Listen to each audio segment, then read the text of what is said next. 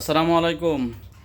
নোয়াখালীর একই পরিবারের 7 জন মানুষ মৃত্যুবরণ করেছেন ওমান প্রবাসীকে এয়ারপোর্টে আনতে গিয়ে। এই বিষয়টা আপনারা মোটামুটি সবাই অবগত আছেন।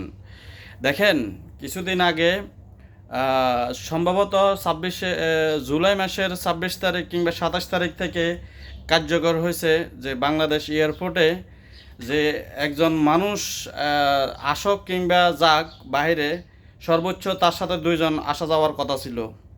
তো আপনারা এটা শুনেন নাই, গ্যারেজ দেন নাই। আরে কি হয়েছে?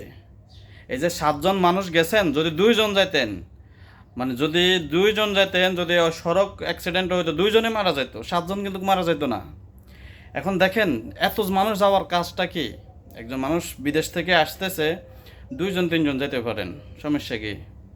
এই যে 7টা মানুষ এখন মারা গেছে, মানে এটা কিভাবে মেনে নেবেন?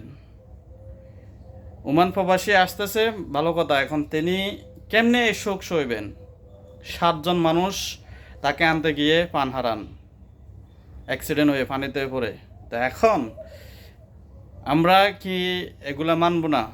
একটা দেশের আইন কানুন তো আছে অবশ্যই। এয়ারপোর্ট কর্তৃপক্ষ থেকে তারা জানিয়েছে সর্বোচ্চ 2 জন, আপনারা 7 জন গেলেন। এখন কি করা বলেন? এখন হাজারি